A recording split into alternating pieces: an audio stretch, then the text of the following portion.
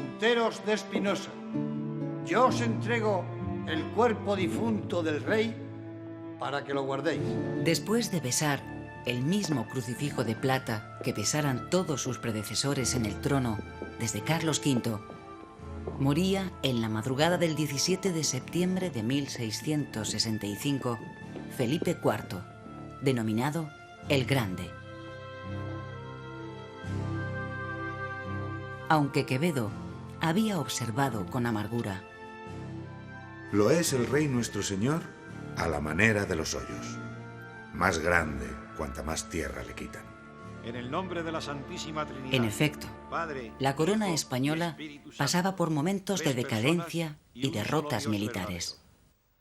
Mando que después de mi fallecimiento, Cansado y enfermo, después de una vida de excesos, en los últimos años de su reinado, Felipe IV sufrió amargamente, envuelto en una atmósfera de fatalidad. Por mi hijo, a don Juan José de Austria, que le hube siendo casado y reconozco como Tenía la certeza de que Dios le había abandonado, a él y a toda su dinastía. A Carlos, mi hijo, que Dios, por su infinita misericordia, fue servido darme del matrimonio de la reina doña Mariana, mi sobrina, y mi muy cara y muy amada mujer. Carlos II, que sería llamado el Hechizado, apenas contaba 4 años cuando murió su padre, lo que condujo a la regencia de la reina viuda, doña Mariana de Austria. Así lo había decidido el rey en su testamento. Del príncipe, mi hijo, a la reina doña Mariana, con todas las facultades y poder que, conforme a las leyes, fueros, privilegios, estilos y costumbres de cada uno de los dichos mis reinos.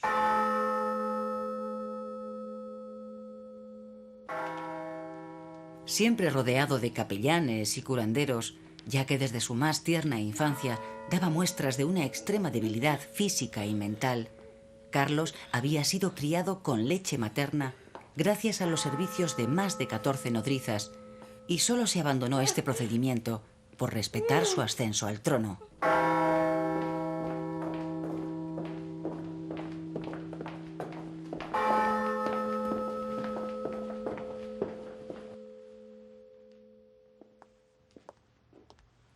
Majestad, vamos. Por entonces, el rey aún caminaba con dificultad. La corona se asentaba con mayor firmeza sobre su cabeza que el suelo bajo sus pies.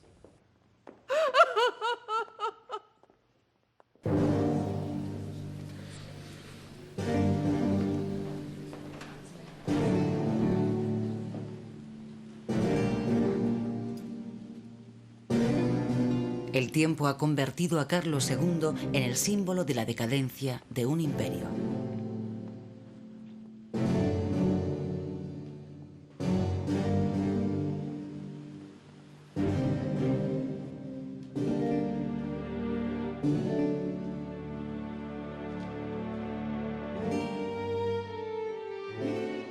Carlos II era fruto del matrimonio de Felipe IV a los 44 años con su sobrina Mariana, de 14.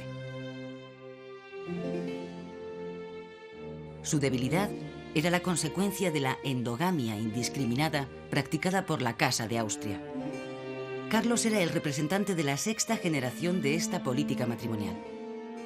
Pese a los reiterados embarazos de Mariana de Austria, solo 3 infantes llegaron a vivir los años suficientes para que sobre ellos se fundaran esperanzas sucesorias. Felipe Próspero y Fernando Tomás fallecieron antes de que Carlos viniera al mundo. Carlos se convertía así en la última esperanza de los Austrias españoles. Los reiterados matrimonios consanguíneos practicados por esta casa real contribuyeron a mantener unido un poderoso imperio. Pero ahora, la salud social, económica y política de ese imperio era tan endeble como la salud de Carlos. Pero, si eres juez, si a los cristianos persigues duro y... A la edad de 9 años, Carlos II todavía no podía leer ni escribir, a pesar de los denodados esfuerzos de sus preceptores. Languidecía en una corte melancólica, en medio de una sociedad decadente, rodeado de meninas y bufones. Vivía recluido dentro de un estrecho círculo femenino creado por su madre y la marquesa de los Vélez, su aya. El monarca seguía padeciendo frecuentes enfermedades y desarreglos de los que no se libraría hasta el final de su vida. Las enfermedades crónicas del rey hicieron de la cuestión del heredero un asunto de Estado que implicaba también a las potencias internacionales. Las cancillerías europeas, que no habían dejado de especular desde su nacimiento, difundían todo tipo de rumores. Hasta se llegó a dudar de su sexo, afirmándose que no era varón, sino hembra. En cualquier caso, se pensaba que Carlos moriría pronto. Las potencias del momento comenzaban a competir para colocar a sus candidatos al trono en el mejor lugar. El poderoso monarca francés Luis XIV llegó a firmar un documento con Leopoldo I de Austria en el que se detallaba el reparto de la herencia en caso de que Carlos muriese sin descendencia. Las limitaciones personales del rey español obligaron a buscar alternativas. Toda Europa estaba en la línea de retirar a los válidos. Atrás quedaban los tiempos en los que Richelieu y Mazarino gobernaron Francia con mano de hierro. A Luis XIV se atribuye la frase «El Estado soy yo». Aquí, en la corte española, las cosas eran muy diferentes, porque las aptitudes personales de Carlos II eran nulas.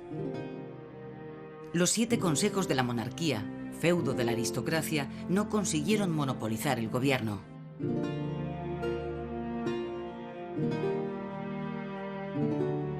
Las decisiones en los primeros años del reinado de Carlos II estuvieron en manos de su madre, la regente Mariana de Austria, que nunca dejó de vestir el luto de las reinas viudas de Castilla. Sin demasiados amigos, en una corte en la que todos mandaban y nadie decidía, con el doloroso recuerdo de la muerte de tantos infantes, Mariana de Austria vivió estos años allí, en el viejo Alcázar, envuelta en una atmósfera tensa. Tenga bien, vuestra majestad. La regente tuvo que afrontar problemas tan graves como las humillaciones de los ejércitos franceses paseándose por Flandes, la independencia de Portugal o la actitud reacia de la nobleza para colaborar en la defensa de la monarquía. Me pudro de todos estos trabajos de Estado y no puedo echar mano ni confiarme de nadie. El confesor de su majestad.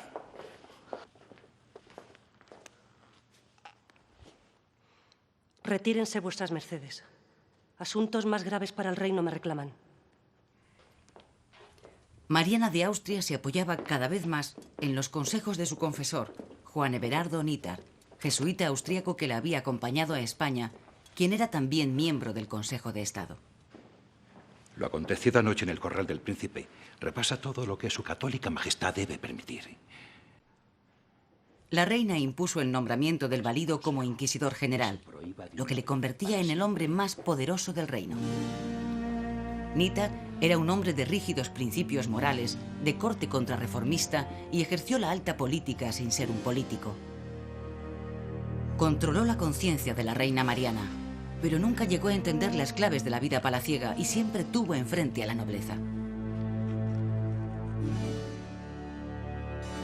Nithard consiguió que Mariana de Austria cerrase durante su mandato los corrales de comedias y prohibiese las representaciones teatrales, como deseaba un poderoso sector del clero. El pueblo de Madrid recibió muy mal la noticia. Gran conocedor del alma popular, el personaje que capitalizará este malestar y mantendrá una oposición más directa con la política de la regente será don Juan José de Austria, el bastardo. Don Juan José era el fruto de los amores de Felipe IV con María Calderón, actriz de comedias llamada popularmente La Calderona. El bastardo acabó siendo reconocido por su padre, el rey, y se erigió en la esperanza de muchos. Ganó prestigio militar en sus campañas en Nápoles y Cataluña, donde capitalizó la rendición de Barcelona tras 12 años de separación de la monarquía. Frustrado, porque pese a ser el político de mayor prestigio, quedó excluido de la Junta de Gobierno, comenzó así su etapa de conspirador. En el invierno de 1669, mientras el rey sufría una fuerte recaída en su catarro crónico, los astrólogos vaticinaban su muerte y la llegada al trono de su hermanastro. Los creadores de opinión, seguidores del bastardo, preparaban el camino. Don Juan José de Austria protagonizó días después una marcha militar sobre Madrid desde Aragón, que sería el primer pronunciamiento militar de la historia moderna.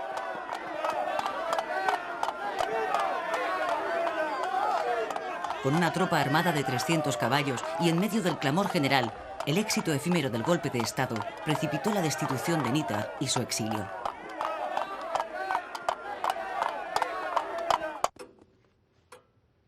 Os aconsejo levedad y cautela. Sin apoyos en la corte, don Juan José tenía enfrente a doña Mariana de Austria, convertida ya en enemiga declarada. Solo por el hecho de ser quien sois. La reina madre sustituyó al jesuita Nítar por un pícaro, un arribista llamado Fernando de Valenzuela, bautizado por la sátira popular como el Duende de Palacio. De paje pasó a grande de España en una escalada social sin precedentes que provocó el escándalo de la aristocracia del momento.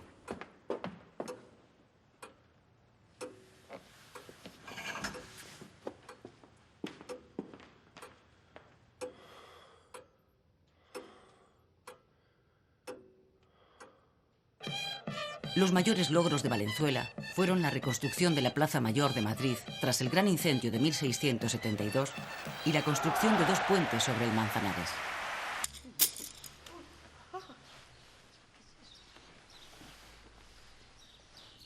A principios de noviembre del año 1675, Carlos cumplía 14 años.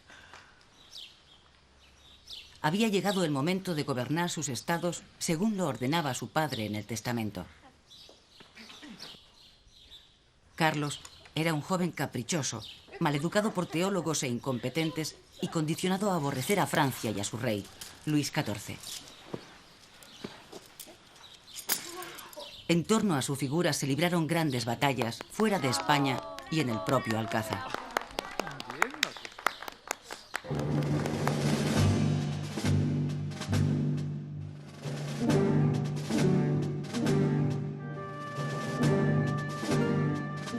El 17 de enero de 1677, un grupo de más de 500 soldados, al mando de 2 grandes de España, se dirigen al monasterio del Escorial, donde habían aislado a Valenzuela, con la intención de hacerlo prisionero.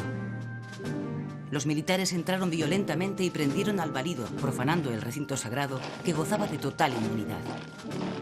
La presión de la nobleza y las amenazas del bastardo desde Zaragoza consiguieron que el rey decretara la prisión de Valenzuela y su exilio a Filipinas. Al grito de ¡Viva el rey! ¡Fuera el mal gobierno! don Juan José emprendió con éxito una nueva marcha sobre Madrid. Doña Mariana fue enviada a vivir al Alcázar de Toledo y Juan José de Austria entró en Madrid como Salvador.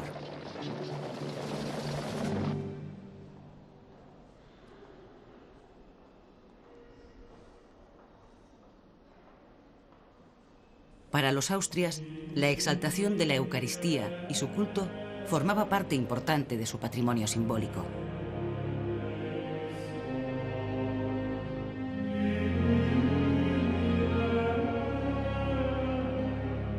En 1679, don Juan José acompañaba al rey que presidía la fiesta del Corpus.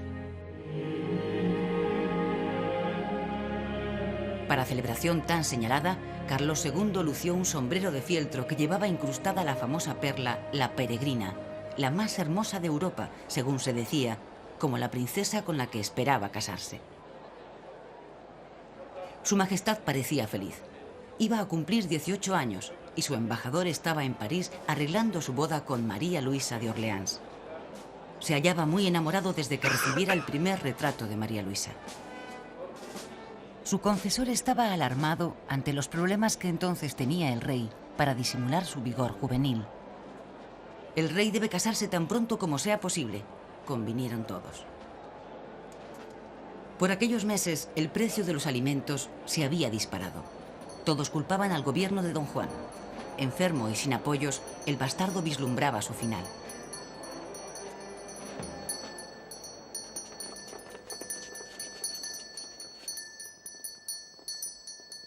Don Juan José pudo gobernar mientras consiguió mantener la influencia directa y exclusiva sobre el rey.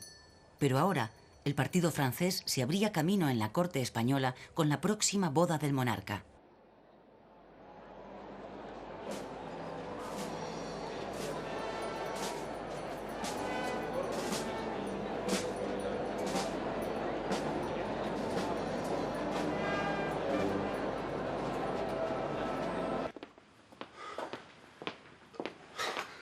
El fracaso de don Juan José fue tan rápido como corto su mandato de 2 años. Acabó enfrentado a la misma nobleza que antes le condujera al poder. Ahora los grandes de España desaprobaban su gobierno. Su mejor logro fue la promoción del periodismo oficial con la edición semanal de La Gaceta de Madrid, lo que demuestra su extraordinario olfato mediático. Los jesuitas articularon una campaña satírica que dañó definitivamente su imagen.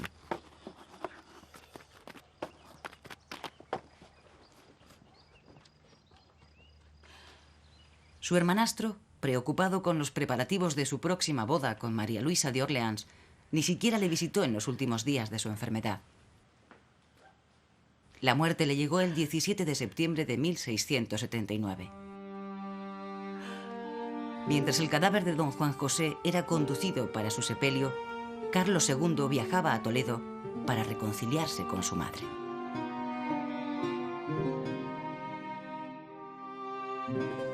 El problema de la sucesión de Carlos II colocó en un primer plano de la política a sus esposas.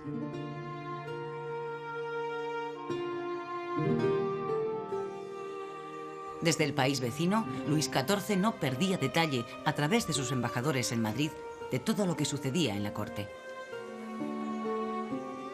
Así entró en juego la política matrimonial franco-española, a través de la sobrina del monarca, María Luisa de Orleans, hija de Felipe de Francia y de la princesa Enriqueta Ana de Inglaterra, que era solo 5 meses menor que Carlos II.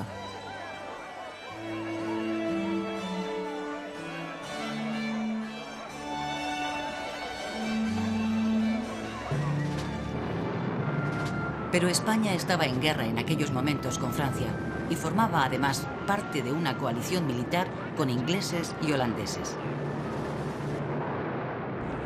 Los enfrentamientos con la Francia de Luis XIV prosiguieron en época de Carlos II con un proceso bélico casi continuo desde la llamada Guerra de Devolución a la Guerra de la Liga de Habsburgo.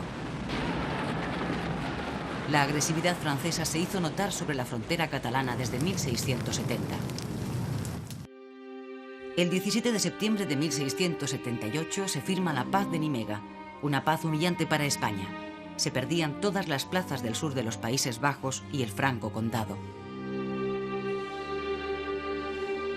Francia lo ganaba todo y se consolidaba como la gran superpotencia emergente que venía a suplantar la hegemonía del Imperio español.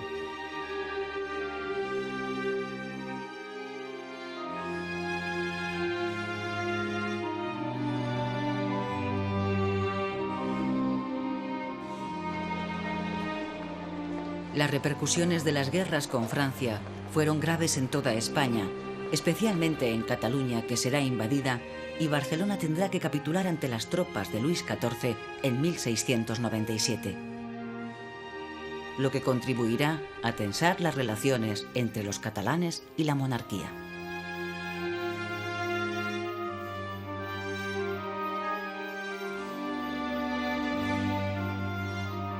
Los catalanes estaban descontentos por considerar que la monarquía no les apoyó suficientemente en la defensa de Cataluña frente a los franceses. La monarquía, porque siempre desconfió de la fidelidad catalana.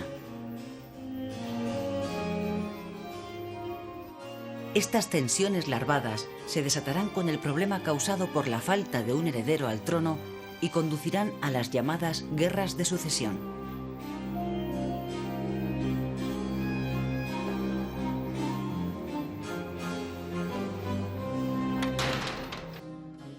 Después de allanarse algunos obstáculos, por fin se celebró la boda de Carlos II con María Luisa de Orleans en 1679.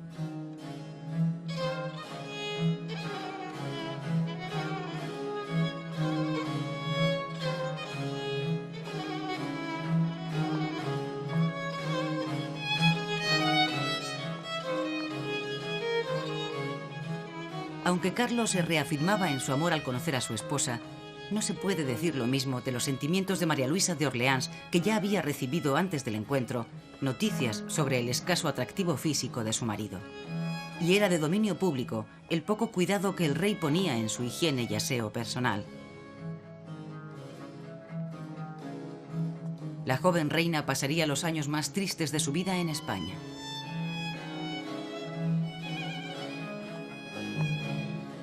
Siempre vigilada por la severa camarera mayor, la duquesa de Terranova, doña María Luisa levantaba recelos entre quienes pensaban que todo lo francés olía a pecado.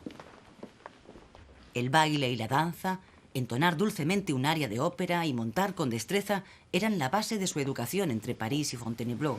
Por amor de Dios, mi señora, que no estamos en París.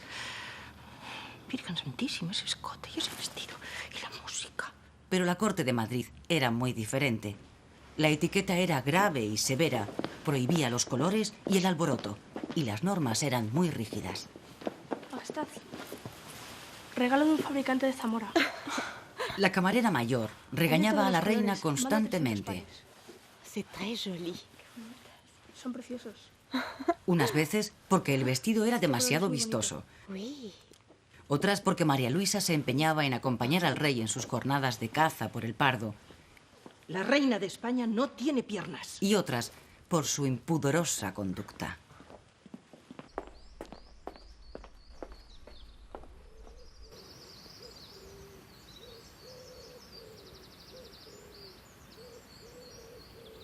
Mariana de Austria, por su parte, volvió a la corte adoptando una actitud más sumisa y moderando sus intrigas.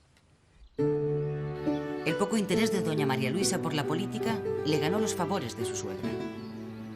Con el matrimonio de Carlos se volvía a vivir la tensión por la sucesión, con todas las esperanzas puestas en el hijo que debía engendrarse en el vientre de la joven reina.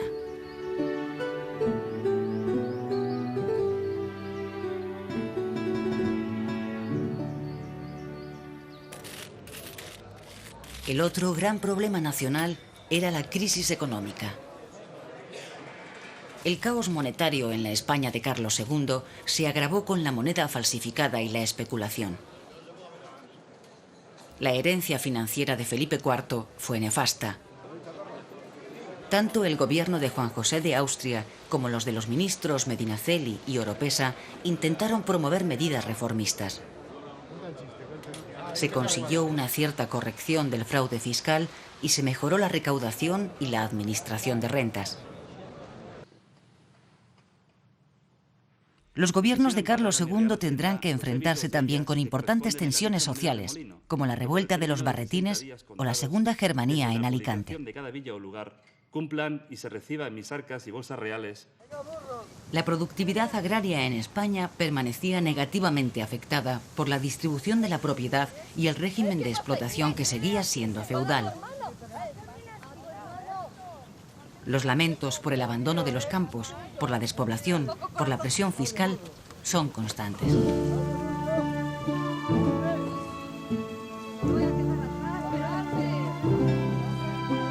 Castilla y Andalucía continuaban sumidas en una crisis profunda: peste, sequía y hambre.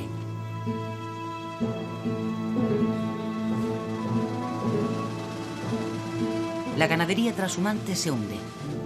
El trigo de Castilla dará paso al centeno y al algarrobo. La tradicional industria sedera castellana y andaluza y la de armas de Toledo también decayeron, así como los altos hornos de Liébana.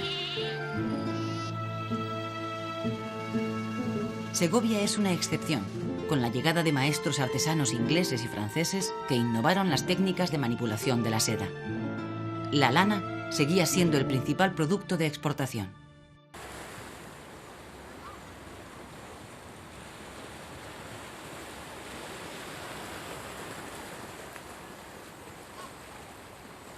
Pero no todos los españoles vivieron este periodo de la misma forma.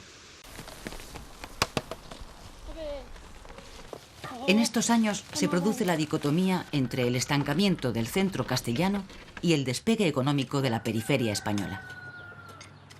Galicia se recupera gracias al cultivo del maíz y el lino, y el País Vasco gracias a la promoción de la siderurgia.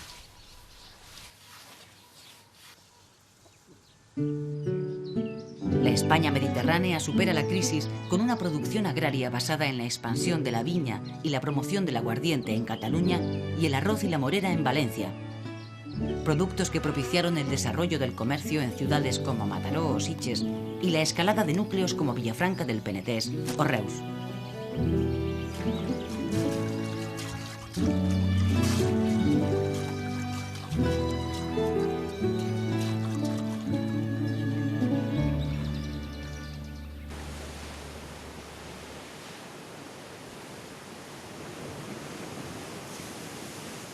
La manufactura experimentó un notable desarrollo con grandes inversiones en el sector textil en Cataluña.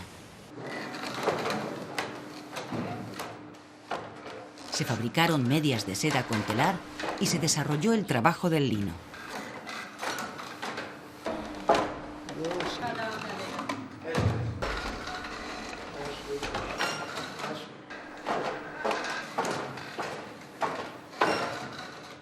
Se produce el relevo de Sevilla por Cádiz como centro del comercio con América. La dureza extrema de la explotación que seguían sufriendo los indígenas americanos condujo al conde de Lemos a manifestar ante Carlos II.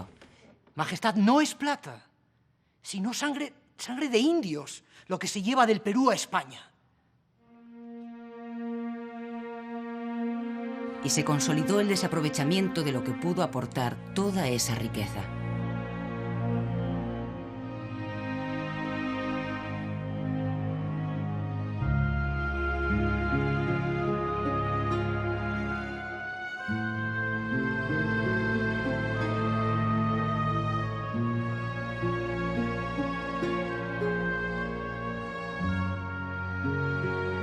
Andalucía fue un puente de plata por el que transitaban los tesoros americanos hacia Europa y el lejano Oriente. Así, se perdía definitivamente la ocasión en España de dar un empuje a la lenta transición del feudalismo al capitalismo. La corona de Castilla autorizaba a viajar a las Indias solo a sus súbditos. Ahora, los catalanes buscarán el acceso al mercado colonial americano a través de Lisboa, Gibraltar y Cádiz. Frente a Francia buscarán las relaciones comerciales con Inglaterra y Holanda.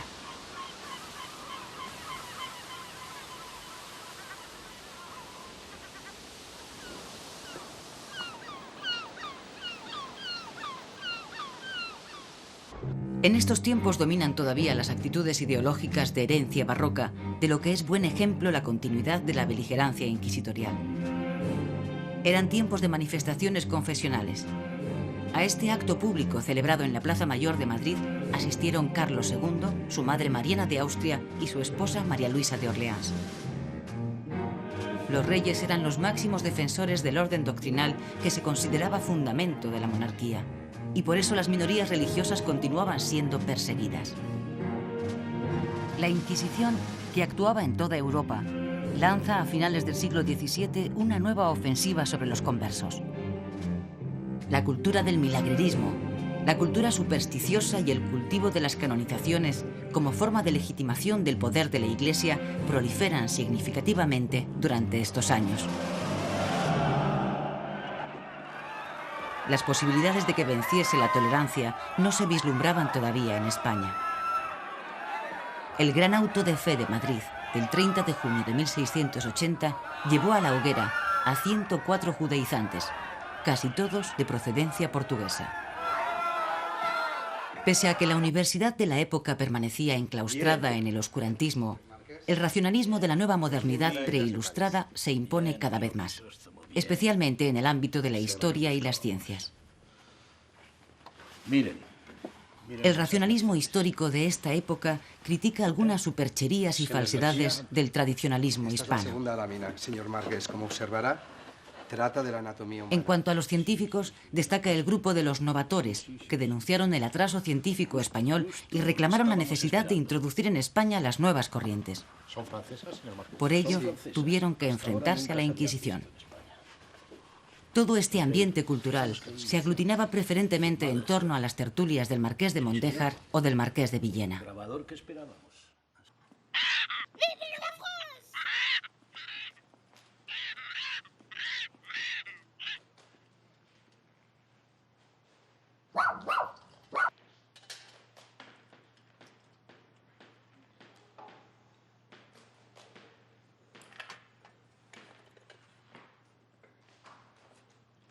Doña María Luisa no fue una reina popular. En parte por su rechazo de la forma de vida de la corte española, más virtuosa y mucho más aburrida que la francesa, pero sobre todo porque pasaban los años y se iba perdiendo la esperanza de que el heredero fuera engendrado.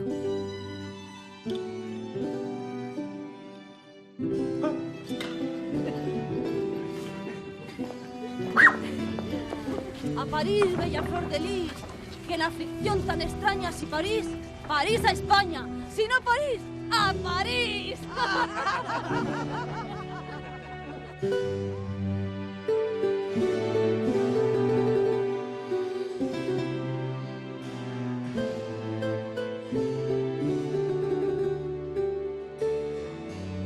Carlos II no admitió nunca su esterilidad y las presiones sobre su esposa para provocarle el embarazo se multiplicaban.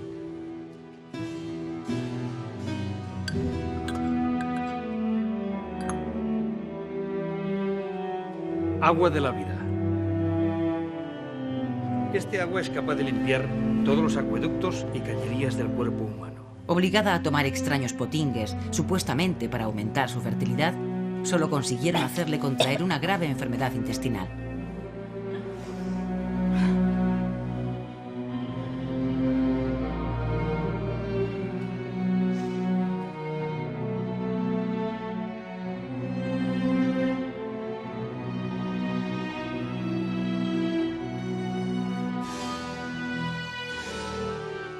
Tras sufrir una caída de caballo, cuando realizaba unos ejercicios de equitación, la reina se puso gravemente enferma sin que nadie pudiese hallar remedio a sus males. María Luisa de Orleans falleció a los 9 años de su llegada al trono, el 12 de febrero de 1689, a punto de cumplir los 27 años de edad. Corrieron rumores de que había sido envenenada.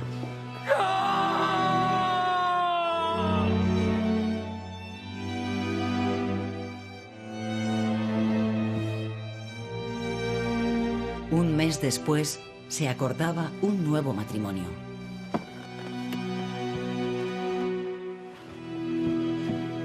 La segunda esposa de Carlos II, Mariana de Neoburgo, se casó por poderes y hubo de sortear en su complicado viaje a España a la poderosa armada francesa que tenía órdenes de apresar a la nueva reina. Casi un año después de su matrimonio, los consortes se conocerían en Valladolid. ¿Me estáis escuchando? El encuentro fue bastante frío, lejos de aquella ansiedad adolescente que sentía el rey antes de conocer a su primera esposa. Si vuestra voluntad está mermada. ¿Mermada? Sí. Porque así lo ha decidido Dios nuestro Señor. Entonces, si la voluntad... A Mariana de Neoburgo se la trajo a la corte por ser miembro de una familia famosa por la fecundidad de sus mujeres. Fueron célebres sus terribles discusiones con el rey. Supo manejar las esperanzas puestas en ella, fingiendo falsos embarazos cuantas veces convino a sus intereses políticos. De esta manera, utilizaba la noticia más esperada para el reino como chantaje emocional. Enseguida, la nueva reina dejó clara su voluntad de entrar en los asuntos de gobierno. Logró así apartar a Mariana de Austria de su hijo, nombrar un confesor del rey de su confianza y defenestrar al ministro Oropesa. Tenía un carácter colérico y dominante que pronto consiguió anular la voluntad de Carlos II, horrorizado ante los arrebatos de su esposa. Parecían agotarse las últimas esperanzas de que Carlos fuera capaz de engendrar un heredero y las potencias se apresuraban a competir de nuevo por colocar a sus aspirantes. El candidato austriaco era el archiduque Carlos de Austria, nieto del emperador Fernando III, y la infanta María, tía carnal del rey español.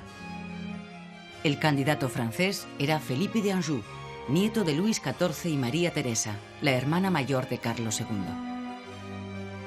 Todos los miembros de la corte española, incluidas la reina y la madre del rey, intrigaban y conspiraban, ya fuera a favor o en contra de uno u otro de los candidatos al trono.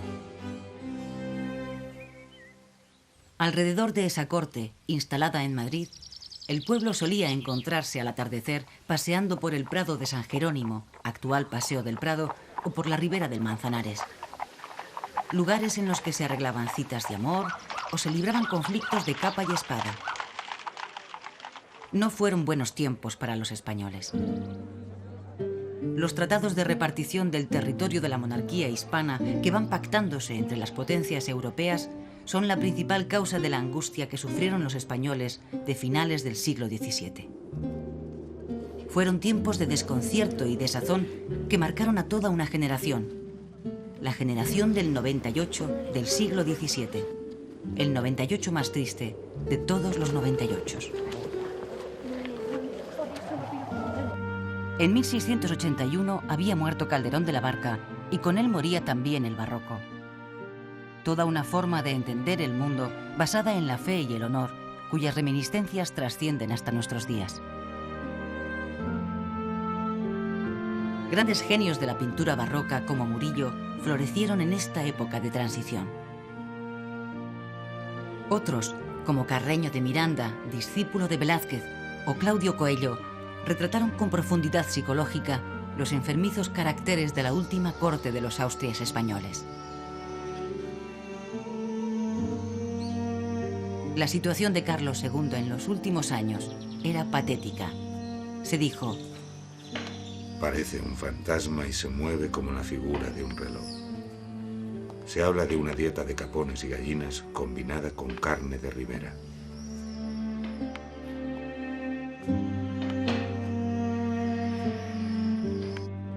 Pero todo era inútil. Entonces se difundió la noticia de que Carlos no podía tener descendencia porque estaba hechizado. Aunque ya se habló de ello en tiempos de Valenzuela, la idea de los hechizos cobró vida, sobre todo en los últimos años de la vida del rey.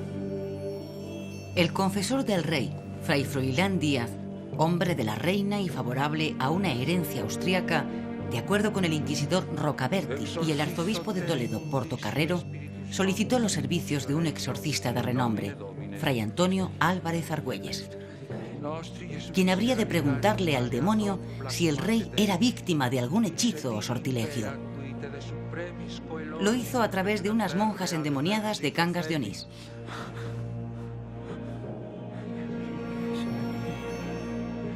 Al parecer, Lucifer contestó que el rey estaba endemoniado y que los culpables eran la reina madre y algunos políticos afines a ella, partidarios todos del bando austriaco.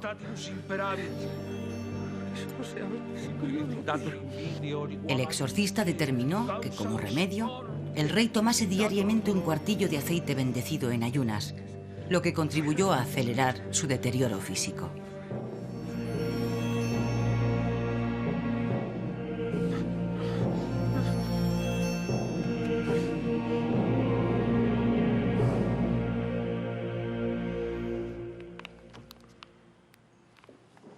El partido austriaco, que quedaba en bastante mala posición, se inquietó y desde Viena mandaron a un capuchino para que por su parte interrogara a los demonios, que naturalmente esta vez hablaban francés.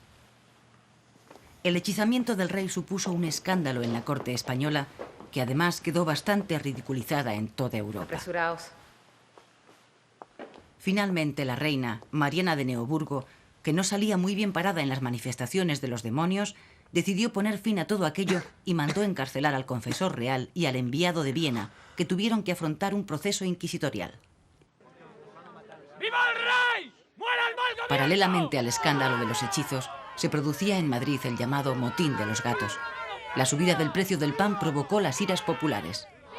¡Fuera el perro que nos trajo esta miseria!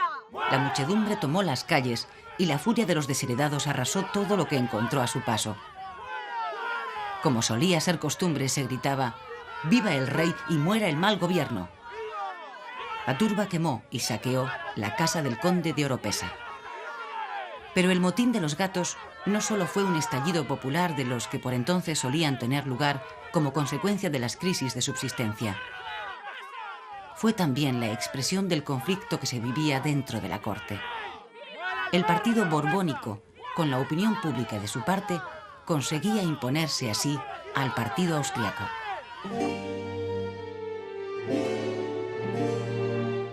Carlos II fue un rey incapaz de sostener una política propia y aunque tuvo momentos de lucidez, nunca llegó a gobernar verdaderamente. Durante su reinado, España continuó involucrada en múltiples guerras que acabaron de desgarrar su ya denostada imagen en Europa. La transición del siglo XVII al XVIII fue especialmente difícil para los españoles. El cambio de siglo y el cambio de dinastía.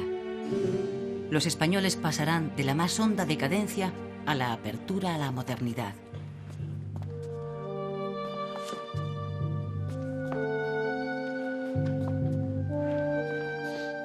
Uno de los últimos días de su vida, en un estado de salud lamentable, Carlos II se trasladó a El Escorial, donde mandó abrir los sepulcros de sus antepasados, como si la muerte le llamara desde algún lugar cada vez más cercano.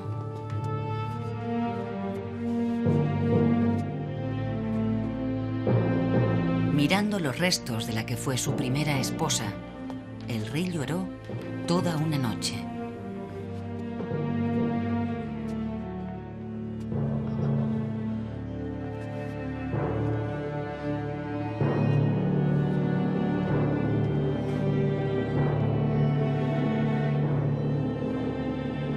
Tras un sinfín de presiones, el rey en su último testamento, firmado en octubre de 1700, nombraba como sucesor al nieto de Luis XIV, el futuro Felipe V, haciendo constar que las coronas de España y Francia no podían ser unidas.